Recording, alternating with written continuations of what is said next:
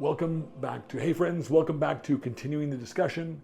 In our last study, chapter 39, we walked through Joseph's time in Potiphar's house, his integrity, and his fall into prison. But now it's time to go deeper. Let's explore the layers beneath this chapter that we didn't get to unpack in the main episode. Namely, Egyptian prison culture and political symbolism. Joseph is imprisoned after Potiphar's wife accuses him, but the kind of prison he's sent to is not what we usually imagine. The Hebrew phrase Beit HaSohar doesn't describe a criminal dungeon. It's the house of confinement, likely a form of royal detention for political or high-ranking cases. In Egyptian history, especially during the Middle Kingdom and New Kingdom eras, these were controlled environments. Not jails for commoners, but holding places for royal servants and political pawns. Joseph wasn't just punished, he was contained, possibly to keep the scandal or to delay a more permanent decision. This context reframes the story. Joseph isn't just being tested in isolation, he's being strategically buried by the same system that would eventually elevate him. Joseph as a type of suffering servant, many theologians have drawn parallels between Joseph and the suffering servant of Isaiah 53. While Isaiah wasn't written yet, Genesis 39 foreshadows a pattern. A righteous man falsely accused, silent under pressure, punished for another's sin, and yet favored by God. Joseph says nothing in his own defense. There's no speech, no argument, just faithful silence. This aligns with what later prophets would describe as the path of the righteous who suffer for the sake of others.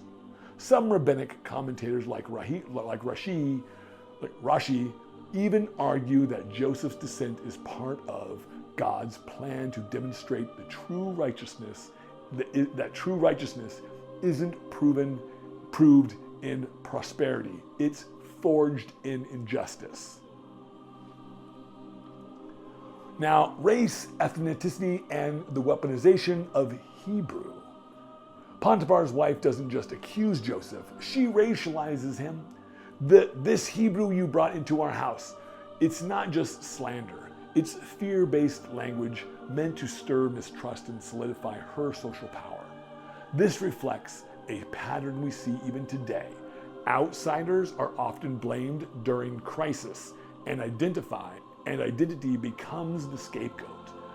In ancient Near East, Hebrews were known as semi-nomadic servant class. They were tolerated but distrusted. Her use of the word Erbi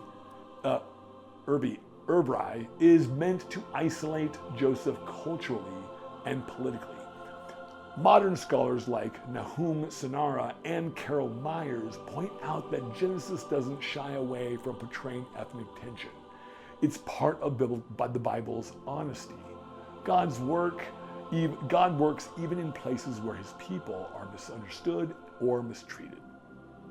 And now the silence of God and the power of repetition. One of the most fascinating literary features of Genesis 39 is how God never speaks, but the narrator keeps telling us the Lord was with Joseph. This repeated phrase, the Lord was with him, appears 4 times in this one chapter.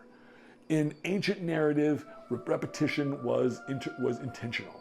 It signals a theme, a pulse under the surface. Even when no one else can see God's hand, the writer wants us to know he's there. This speaks to the theology of presence. Sometimes God's greatest miracle is not the rescue, it's the staying power in the middle of the storm.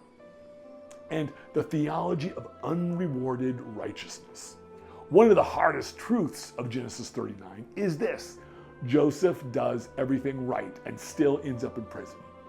The modern moral logic, doing good should bring good outcomes, but the Bible regularly disrupts that idea. This chapter raises the question, can I still be faithful even if punished for being faithful? That's not just about Joseph. It's about every believer who's been passed over, lied about, or hurt despite doing what's right. Christian ethicist Miroslav Volov writes that moral formation begins where moral reward ends. Joseph doesn't follow God because it pays off. He follows God because he's faithful, even when the system is not. So now for some closing reflections. Genesis 39 is more than a story of sexual temptation.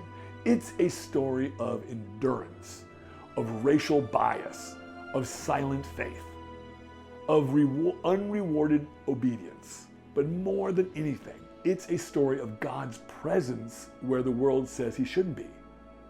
If you've ever asked where God is when things fall apart, Joseph's story is for you. Well, thank you for joining me again for another episode of Continuing the Discussion. Please, if you have any insights or any things that you know of that came to your mind while reading this chapter, please drop them in the comments below and let me know about them. I would love to hear them from you. Or if you want me to investigate any of these even further, just let me know. Thank you again and for another episode of Continuing the Discussion. We'll be back tomorrow for chapter 40. I guess we're being the 40s now. All right. Thank you so much, and we'll see you tomorrow.